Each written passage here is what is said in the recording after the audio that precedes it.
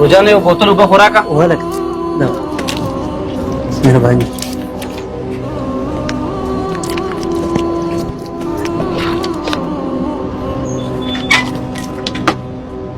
ولې وروره څه وشو؟ تا غونډې اوبه لاندې وغورځولې، دې کې کچره وکړو. ستا را باندې څه؟ ته خپلې پیسې واخیستې، خبره ختمه. او اوبه والا یو اوبو بوتل خو راکړه. ښه در کوم دله یخې خو دي که نه؟ او یخې.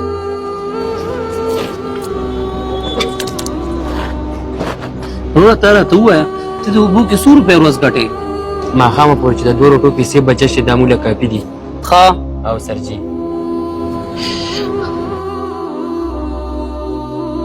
نن یار هغه اوبو والا نه ښکاري، نه دی راغلی خو څنګه؟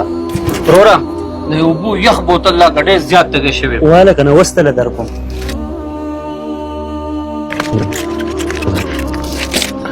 وروره د اوبه دې خپلې واپس واله، زما نه دي پکار.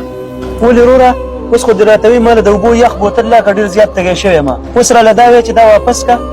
او ما تا ته ووې خو اوس زما نه دي پکار، د خپلې اوبه دې واله. عجیبه سړی و، پرون یې رانه د اوبو بوتل واخیست او ټول یې په ځمکه توی کړې، او نن یې رانه د اوبو بوتل وغوښت او بیا راله واپس راکړو. پته نه لګي چې دا څه خبره ده.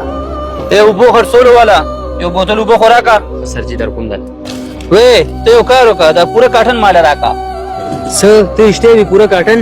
او که نه ښه اوس دله در کوم دا واله وروره پوره کاټن. مهرباني وروره. ښه په دې وجه د زما نه اوبه وانغستې، ورځم اوس ترې تپوس کوم.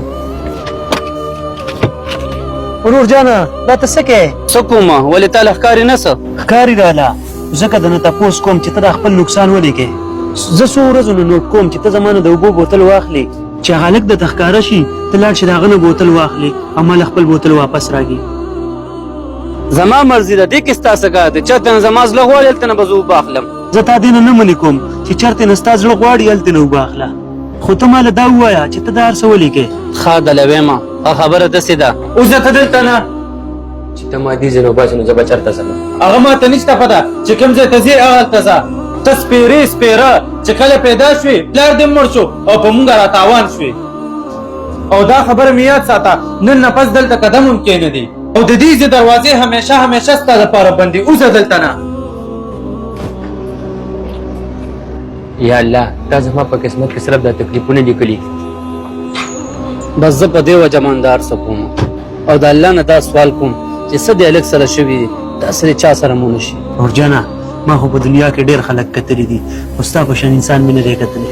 ته ډېر انسانیت والا سړی او ښه نن نه پس په دا هلک د روټۍ دپاره در په در نه ګرځي او نن نه پس په دا هلک زما په هوټل کې روټۍ خوري کباب المدینه کې. ضرور جانه ته ورځه د الله په امان.